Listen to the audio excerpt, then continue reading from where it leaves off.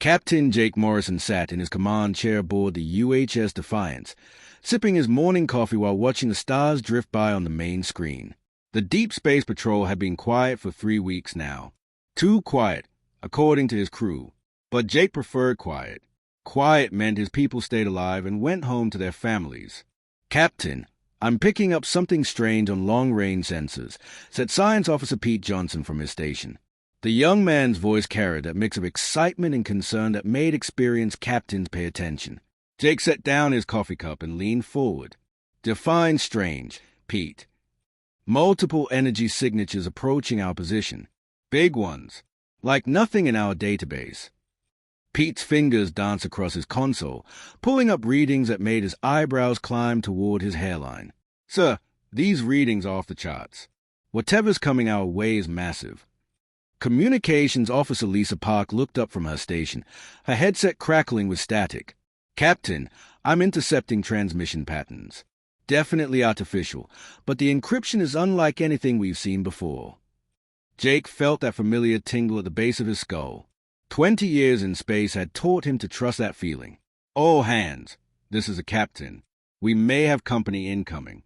All departments report readiness status." The responses came back quickly.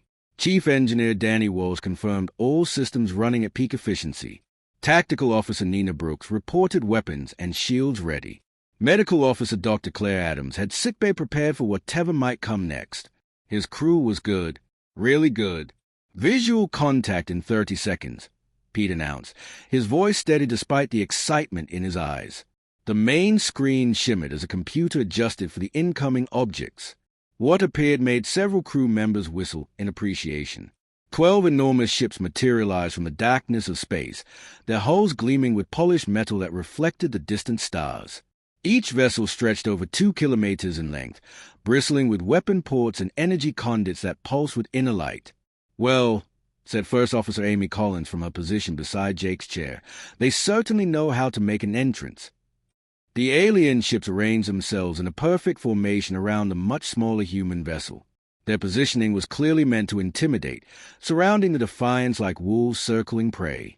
Jake had to admit it was impressive.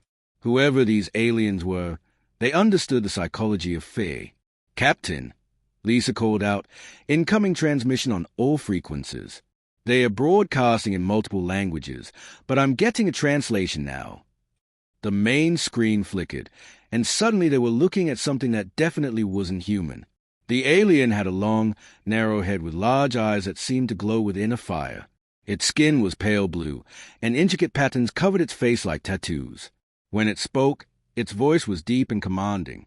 "Primitive beings of this vessel, I am Admiral ZYX Star of the Galactic Dominion Fleet. You have entered space claimed by our mighty empire. Your species is unknown to us, but that matters little. All inferior races must bow before the power of the Dominion." Jake glanced at Amy, who was covering her mouth with her hand. He could see her shoulders shaking slightly. Around the bridge, similar reactions were spreading among his crew. Danny Walsh had turned away from his console, his face red from trying not to laugh out loud. The alien admiral continued his speech, completely unaware of the effect he was having on his audience. "Your primitive technology cannot stand against our advanced weapons. Your weak ships are no match for our mighty dreadnoughts. Surrender now, and your deaths will be swift. Resist, and we will make examples of you that will echo across the galaxy." "Sir," Nina whispered from her tactical station, "I'm analyzing their weapon systems. These readings are interesting." Jake held up a hand for silence as the Admiral kept talking. The alien was really getting into his speech now, describing in great detail how many civilizations had cowered before the might of the Dominion, how their superior technology had crushed all resistance, how no species had ever dared to challenge their authority. "You have one rotation of your pathetic star to consider our generous offer," the Admiral concluded. "Submit to Dominion rule, and some of your kind may be allowed to serve us as slaves. Refuse, and your entire species will be erased from existence. Choose wisely, primitive ones." The transmission ended, leaving the bridge of the Defiance in complete silence. Jake looked around at his crew, noting the barely contained amusement on every face. Pete was actually biting his lip to keep from grinning. Lisa had tears in her eyes from trying not to laugh. Finally, Danny Walsh broke the silence. Did he just call us primitive? Our primitive technology. The engineer shook his head in amazement. Captain, I've been looking at their power systems. These guys are running on tech we figured out 50 years ago. Jake nodded slowly, a smile starting to spread across his face. This was going to be interesting indeed. The bridge of the Defiance hummed with quiet activity as a crew analyzed their unexpected visitors. Jake Morrison stood behind Pete Johnson's science station, watching as a young officer pulled up detailed scans of the alien fleet. 12 ships total. Captain, Pete reported, his fingers flying across the control panels. Each one measures about 2.3 kilometers in length. They are definitely built for intimidation rather than efficiency. Jake nodded, studying the massive vessels on the screen. The alien ships were impressive. He had to give them that. Their hulls gleamed with polished metal, and energy conduits ran along their surfaces like glowing veins. Weapon ports bristled from every angle, and shield generators created a faint shimmer around each vessel. What about their technology? Jake asked. Pete pulled up another display, showing power readings and energy signatures. That's the interesting part, sir. Despite their size, their actual tech level is pretty basic. Those plasma cannons they are sporting use magnetic confinement systems we developed back in 2387. Their shield generators are running on standard electromagnetic deflection patterns. From her tactical station, Nina Brooks looked up with a grin. Captain, I've been running threat assessments on their weapons. These guys are all showing no substance. My grandmother could design better gun systems with a screwdriver and some spare parts. Jake felt his smile growing wider. What about their propulsion? Antimatter reaction drives. Danny Walsh called out from engineering. Pretty standard stuff. Takes them about 20 minutes to charge up for a hyperspace jump. Our engines can do it in 30 seconds. The engineer shook his head in amazement. These aliens must have never faced anyone who actually fights back. Lisa Park turned from her communication station, her headset still crackling with intercepted alien chatter. Captain, you need to hear this. I've been monitoring their internal communications. They are talking about us like we're some kind of lab specimens.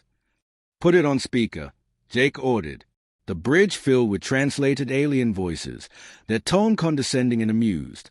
Look at that tiny ship, one voice said. How do they even fit inside something so small? Another alien laughed. Their weapons are so primitive. I doubt they could damage our paint, much less our hulls. Admiral HFY Stories says they might be useful as servants, a third voice added, though they look rather weak. Probably only good for simple tasks. Amy Collins shook her head, her expression mixing amusement with disgust. They really have no idea what they are dealing with, do they? Dr. Claire Adams looked up from her medical station where she had been analyzing the alien physiological data from their transmission. I've been studying their physical characteristics. The Keltharian species evolved in low-gravity environments with minimal predator pressure. Their bone density is about 40% lower than human standard. Their muscle development suggests they've never had a fight for survival. That explains a lot, Ron Davis commented from his security station. The gruff former Marine had been quietly observing the alien fleet through the tactical displays. These guys have probably never faced real resistance. They show up, make scary speeches, and everyone surrenders. Jake walked over to the main view screen, studying the formation of alien ships. The Dominion fleet had arranged itself in what was clearly meant to be an intimidating pattern, with a larger ship at the center and the others forming a perfect circle around the human vessel. It was textbook intimidation tactics, designed to make their target feel small and helpless. Lisa, are you still monitoring their communications? Jake asked. Yes, sir. They are discussing their standard conquest protocol. Apparently, they've used the same speech and formation on 47 different species. Every single one surrendered without firing a shot. Pete Johnson whistled softly. 47 civilizations, and none of them ever called their bluff. Doesn't look like it, Amy replied. These Keltharians have built their entire empire on fear and intimidation. They've probably never been in a real fight in their lives. Danny Walsh laughed out loud from his engineering station. Captain, I'm looking at their power distribution patterns. They are running their weapons at barely 60% capacity.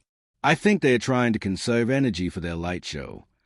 So, Nina added, their targeting systems are locked onto us, but the scan patterns are all wrong. They are aiming for where a ship our size would keep critical systems, but our design is completely different from anything they've encountered.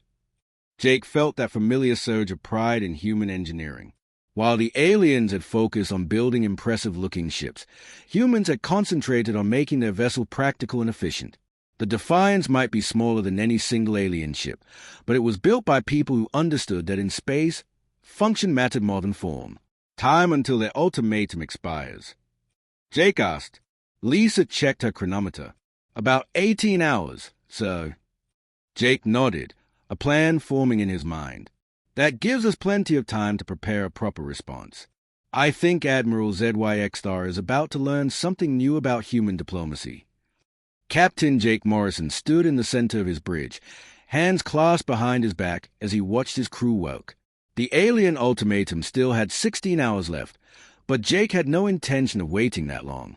He believed in being prepared for any situation, and this one was turning out to be more interesting than he had first thought. Lisa, open a channel to Earth Command, Jake ordered. Priority Alpha transmission. Channel open, sir. Lisa Park replied from her communication station. Earth Command is standing by. The main screen flickered and showed Admiral Patricia Kelly, her silver hair pulled back in a tight bun and her uniform crisp despite the early morning hour back on Oath. Jake had served under Kelly years ago and knew she had little patience for politics or fancy speeches. Jake, we received your initial report about the alien contact, Admiral Kelly said without preamble. What's your assessment of the situation? We're dealing with a species that has built their entire empire on intimidation tactics. They've never faced real resistance before. Their technology is impressive looking, but about 50 years behind our current systems. Admiral Kelly raised an eyebrow. 50 years behind? Are you certain? Pete Johnson stepped into view of the camera. Admiral, I've run complete analyses of their power systems, weapons, and shields. Everything they have is based on principles we mastered decades ago. Their plasma weapons use basic magnetic confinement. Their shields are simple electromagnetic barriers. Even their ship design prioritizes appearance over function.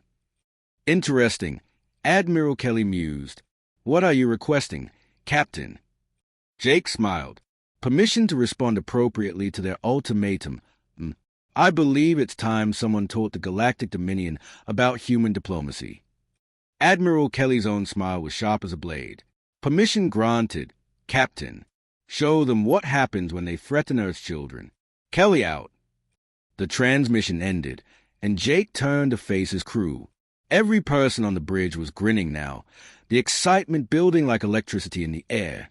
Danny, give me a full report on our defensive capabilities, Jake ordered. Chief Engineer Danny Walsh pulled up holographic displays showing the Defiance's systems. Captain, our shield can handle anything those alien ships can throw at us. Their plasma cannons put out about the same energy as our training weapons. Our main deflector array could probably absorb their entire fleet's firepower and still have power left over for movie night. Dr. Claire Adams looked up from her analysis of the alien psychology profiles. Captain, I've been studying their communication patterns and behavior. The Keltharians show classic signs of a species that has never faced real adversity. Their entire social structure is built around dominance displays rather than actual combat effectiveness. What does that mean for us? Amy Collins asked. It means they're going to panic the moment something doesn't go according to their script, Dr. Adams replied. They've probably never had anyone laugh at them before, much less fight back. Ron Davis chuckled from his security station. I've been looking at their ship formations. They're arranged for maximum intimidation factor, but tactically speaking, they're sitting ducks. No overlapping fields of fire, no defensive coordination. It's like they're more worried about looking impressive than actually fighting. Nina Brooks nodded in agreement. Their targeting systems are completely wrong for our ship design. They're aiming for critical systems based on their own engineering philosophy, but human ships are built completely differently. They don't even know where to shoot us. Jake walked over to the tactical display, studying the alien formation. The 12 massive ships hung in space around the Defiance like monuments to their own arrogance. Each one was beautiful in its own way, covered in artistic designs and glowing energy patterns that served no practical purpose other than to look intimidating. Pete, how long would it take to disable their fleet without causing permanent damage? Jake asked. Pete ran quick calculations on his console. With conventional weapons and standard defensive protocols, maybe 10 minutes. Sir, their ships are built like artwork rather than warships. They have huge weak points in their hull designs. 10 minutes to disable 12 ships that are supposed to be the most advanced in the galaxy, Amy mused. They really have no idea what they are up against. Lisa Park turned from her station, her headset still monitoring alien communications. Captain, they are still talking about us like we're some kind of primitive curiosity. One of their officers just suggested keeping some humans as pets because we look amusing. The bridge fell silent for a moment as that sank in. Then Danny Walsh started laughing, a deep belly laugh that was infectious. Soon the entire bridge crew was chuckling, the absurdity of the situation finally hitting them. Pets, Nina said, wiping tear from her eyes. They want to keep us as pets. Jake shook his head, still smiling. Well, I think it's time we taught Admiral ZYXR and his Galactic Dominion exactly what kind of pets humans make. All stations, prepare for diplomatic contact. It's time to give our response to their generous ultimatum. Captain Jake Morrison adjusted his uniform and walked to the center of the bridge. The time had come to respond to Admiral ZYXR's ultimatum, and Jake was looking forward to this conversation more than he had enjoyed anything in months. Lisa, open a channel to the Dominion flagship, Jake ordered, settling into a command chair with the casual confidence of a man who held all the winning cards. Channel open, sir, Lisa Park replied, though her voice shook slightly with barely contained laughter. The main screen flickered to life, showing Admiral ZYXR in what was clearly meant to be an intimidating pose. The alien leader sat on an elaborate throne-like chair, surrounded by glowing displays and ornate decorations. His pale blue skin seemed to shimmer in the artificial light, and his large eyes burned with what he probably thought was righteous authority. Primitive human, Admiral ZYXR began, his voice booming through the bridge speakers. I trust you have considered our generous offer. Are you prepared to surrender your pathetic vessel and submit to the glory of the Dominion? Jake smiled, the expression warm and friendly. Admiral, I have indeed given your offer careful consideration. I consulted with my crew, my superiors, and even checked our diplomatic protocols. The alien leader leaned forward slightly, clearly expecting the usual cowering surrender speech he had heard 47 times before. And after all that consideration, Jake continued, his smile growing wider, I'm afraid I'll have to politely decline your kind invitation to become your slaves. Admiral ZYXR blinked, his large eyes widening in what looked like genuine surprise. You decline? Did you not understand our demonstration of power? Do you not comprehend the futility of resistance? Around the bridge, the human crew was struggling to maintain professional composure. Danny Walsh had turned away from his console entirely, his shoulders shaking with silent laughter. Pete Johnson was covering his mouth with both hands, his eyes watering from the effort of staying quiet. Oh, we understood perfectly, Jake replied cheerfully. Your ships are very impressive. Really quite beautiful. Actually, my engineer was particularly admired by your energy distribution patterns. Then you know resistance is hopeless, Admiral ZYXR declared, rising from his throne. Our weapons will reduce your tiny ship to atoms. Our shields will protect us from any feeble attack you might attempt. Jake nodded thoughtfully. About that, Admiral, I've been meaning to ask you something. Have you ever actually fought anyone who fought back? The question seemed to catch the alien completely off guard. Admiral ZYXR's mouth opened and closed several times before he managed to respond. What kind of question is that? Of course we have fought. The Dominion has conquered 47 star systems. Conquered?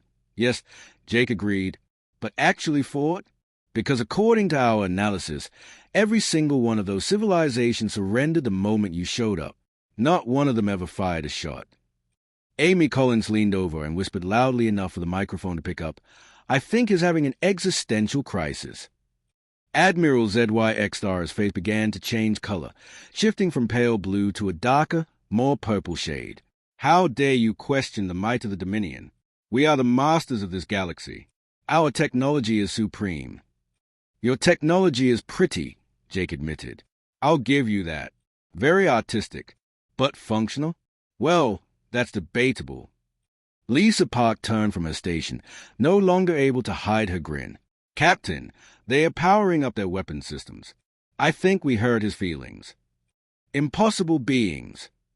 Admiral ZYX-Star shouted, his composure finally cracking completely. You will witness the true power of Dominion technology. All ships, prepare to fire. Show these primitives what happens to those who mock our superiority. Jake watched the tactical display as the 12 alien ships began charging their weapons. Energy readings spiked across the board as plasma cannons warmed up and targeting systems locked onto the Defiance. It was actually quite a light show, with energy crackling along the hulls of the massive vessels.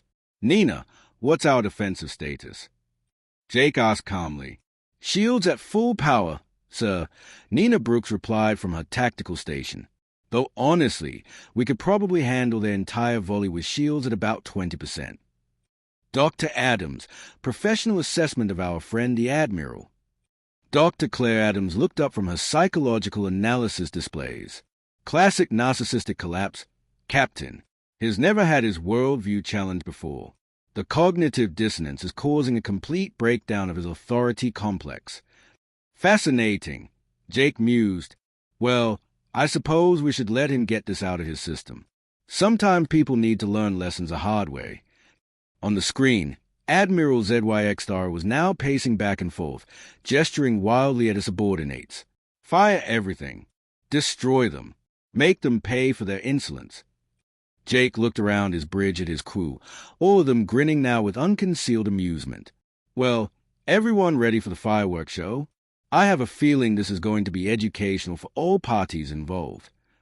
The first plasma bolts began streaking across space toward the human ship. The space around the UHS Defiance lit up like the 4th of July as 12 massive alien ships unleashed everything they had. Plasma bolts streaked through the darkness, each one glowing bright enough to be seen from several star systems away. The energy beams crackled and hissed as they cut through vacuum, leaving trails of ionized particles in their wake. Captain Jake Morrison watched the impressive display with the calm interest of a man observing a particularly colorful sunset. Around him, his bridge crew monitored their stations with professional attention, though several were still smiling at the aliens' dramatic approach to warfare. Impact in 5 seconds, Nina Brooks announced from Tactical, her voice steady despite the light show heading their way. The plasma bolt struck the Defiance's shields in a series of brilliant flashes.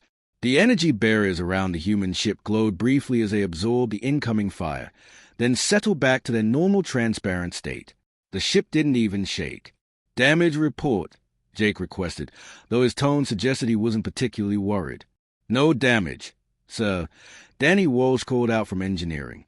Shields absorbed the impact at about 15% capacity. We've got plenty of power left over if they want to try again. On the main screen, Admiral ZYX-Star stayed in complete shock. His large eyes were so wide they looked like they might fall out of his head. Behind him, alien officers were frantically checking their instruments, clearly unable to believe what their senses were telling them. Impossible, the Admiral whispered, his voice barely audible through the communication link. Our weapons are the most powerful in the galaxy. No shield technology can withstand the combined firepower of 12 dreadnoughts. Jake leaned back in his command chair, looking entirely too comfortable for someone who had just been shot at by an alien armada. Admiral, I hate to be the bearer of bad news, but I think your intelligence reports might be a little out of date. Sir, Pete Johnson spoke up from his science station. I'm reading massive power fluctuation from 3 of their ships. Looks like they overloaded their own systems trying to punch through our shields. Amy Collins shook her head in amazement. They are so used to fighting enemies who surrender immediately, they never learn proper power management. Lisa Park looked up from her communication station, her expression mixing amusement with something that might have been pity. Captain, they are arguing among themselves now. Half of them think their weapons malfunctioned, and the other half think we're using some kind of super advanced technology they've never seen before. Well, they're half right. Jake admitted. Our technology is advanced, just not in the way they think. He stood up and walked closer to the main screen, where Admiral ZYXR was still staring at the undamaged human ship in complete bewilderment. Admiral, I think there's been a misunderstanding, Jake said in the same friendly tone he might use to help a lost tourist. You seem to be under the impression that bigger always means better. That's not really how human engineering works. Your shields, Admiral ZYXR managed to say, his voice shaking. They should have failed. Our weapons have destroyed entire fleets. Fleets that probably use the same basic shield technology you do, Jake pointed out. We took a different approach. While you were building bigger guns, we were building better defenses. Nina Brooks cleared her throat politely. Captain, should I return fire? Jake considered this for a moment. What do you recommend, Nina? Standard defensive protocol. That should be sufficient, sir. Maybe some basic kinetic rounds and standard energy weapons. Nothing too fancy. Sounds reasonable. Go ahead and return fire, but try not to hurt anyone permanently. We want to make a point, not start a war. Nina's fingers moved across her tactical controls with practiced efficiency. Firing conventional weapons, sir. Targeting non-critical systems only. The Defiance's response was nothing like the spectacular light show the aliens had provided. A few small projectiles launched from the human ship, followed by several modest energy beams. Compared to the alien barrage, it looked almost pathetic. The results were anything but pathetic. The first kinetic round punched through the shields of the nearest Dominion ship, like they weren't even there. The projectile tore through the alien vessel's hull, causing a cascade of system failures that sent sparks flying across their bridge. The ship immediately began listing to one side as its engines shut down. The second and third rounds found their targets just as easily. Two more alien ships suffered catastrophic power failures as their supposedly impenetrable shields collapsed under weapons that humans considered basic defensive armaments. Direct hits on ships 4, 7, and 9, Nina reported calmly. All three vessels are experiencing total system shutdown. No casualties detected, but they are dead in space. Admiral ZYXR's face had gone completely pale, the blue tint fading to an almost white color. How? How is this possible? Your weapons are so small, so primitive-looking. Jake smiled. Admiral, there's an old human saying you might find interesting. It's not the size of the dog in the fight that matters. It's the size of the fight in the dog. Admiral ZYXR stared at his tactical display in complete horror. 3 of his mighty dreadnoughts were floating dead in space, their system completely shut down by weapons that looked like toys compared to his massive plasma cannons. Emergency lights flickered across the bridges of the disabled ships as their crews scrambled to restore basic life support. All ships, retreat immediately, the Admiral ordered, his voice cracking with panic. Fall back to minimum safe distance and prepare for emergency hyperspace jump. Captain Jake Morrison watched with interest as the remaining 9 alien ships began moving away from the Defiance. Their movements were clumsy and uncoordinated, clearly the result of crews who had never needed to retreat from anything before. So, Pete Johnson called out from his science station, their hyperspace drives are charging, but it's going to take them at least 15 minutes to build up enough power for a jump. 15 minutes. Amy Collins asked in amazement. Our drives can charge in 30 seconds. Danny Walsh looked up from his engineering console, shaking his head in disbelief. Captain, I'm watching their power distribution patterns. They are having to shut down half their ship systems just to charge their jump drives. No wonder they never had to run away before. They can't afford to. Jake stood up and walked toward the main screen, where Admiral ZYXR was frantically giving orders to his remaining ships. The alien leader kept looking over his shoulder at the Defiance, as if he expected the small human vessel to suddenly grow fangs and chase after him. Lisa, open a channel to the Admiral, Jake ordered. Channel open, sir, Lisa Park replied, though she was clearly struggling not to laugh at the chaos visible on the alien bridge. Admiral ZYXR, Jake called out in a calm, friendly voice. Where are you going? I thought we were just getting to know each other. The alien admiral spun around to face the screen, his large eyes wild with fear and confusion. Stay away from us, human. Your weapons are forbidden by the laws of civilized warfare. Forbidden. Jake raised an eyebrow. By whose laws? I don't recall signing any treaties with your galactic dominion. No species should possess such destructive power, Admiral ZYX Star continued, his voice rising to almost a shriek. Your technology is too dangerous to exist. Nina Brooke snorted with laughter from her tactical station. Too dangerous? So, those were training rounds. We've got paintball guns more powerful than what I just used. Dr. Claire Adams looked up from her psychological analysis. Captain, the Admiral is experiencing a complete breakdown of his reality framework. His entire species has built their identity around technological superiority. Discovering that they are actually primitive compared to another race is causing massive psychological trauma. Primitive. Admiral ZYX Star screamed, apparently hearing every word despite the chaos on his bridge. We are not primitive. We have conquered 47 star systems. We are the masters of this galaxy. We're the masters, Amy Collins corrected gently. Past tense. Jake held up a hand for quiet, then addressed the alien Admiral in the same patient tone a teacher might use with a difficult student. Admiral, I think there's been a fundamental misunderstanding here. You seem to think that conquest and mastery are the same thing. They are not. What are you talking about? Admiral ZYX Star demanded, though his voice had lost much of its earlier authority. Conquest is easy when you only pick on civilizations that can't fight back, Jake explained. Real mastery comes from innovation, adaptation, and actually solving problems instead of just threatening people until they go away. Ron Davis looked up from his security station with a grim smile. Captain, I'm detecting weapon signatures from the disabled ships. They're trying to power up their emergency systems. Let them, Jake said with a shrug. If they want to embarrass themselves further, that's their choice.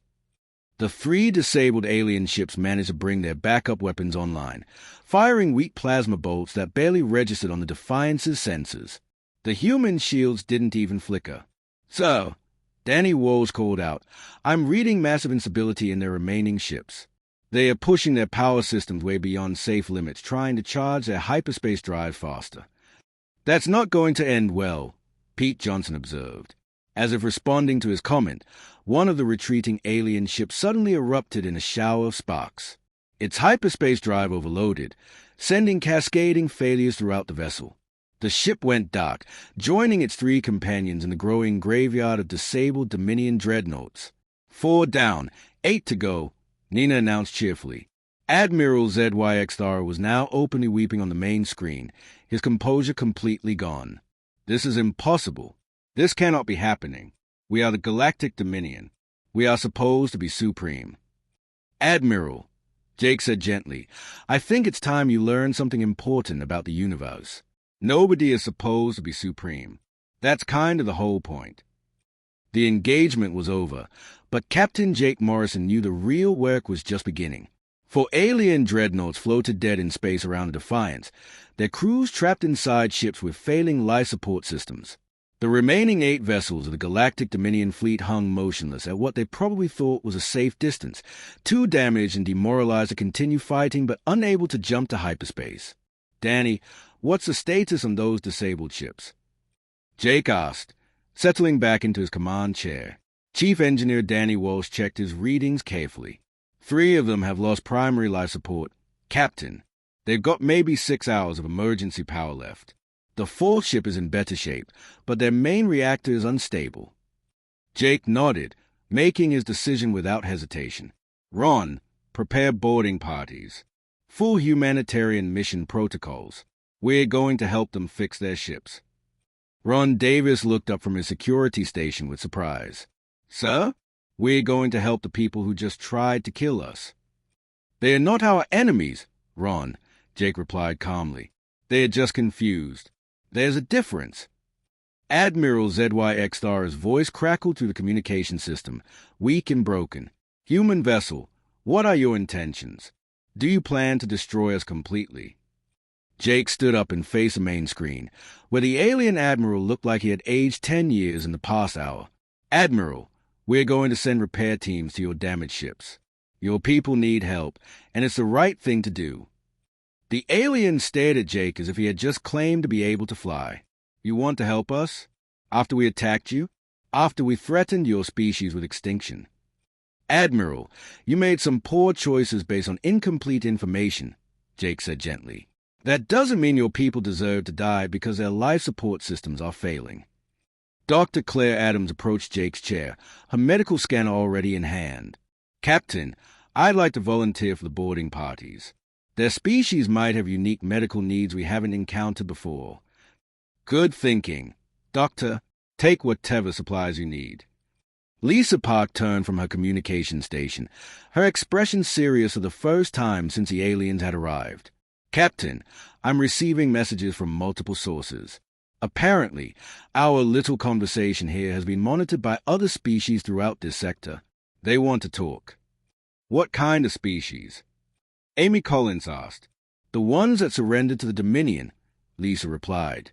They've been watching this whole encounter, and they want to know if humans might be interested in establishing diplomatic relations. Pete Johnson whistled softly. 47 civilizations, all suddenly very interested in making friends with us. Jake smiled. Well, that's certainly an interesting development. But first things first. We help these people, then we worry about galactic politics.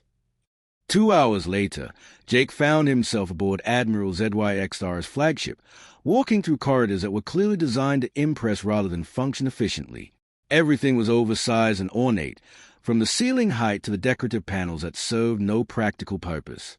Admiral ZYX-Star met him in what appeared to be a formal reception chamber, though the alien leader looked anything but formal.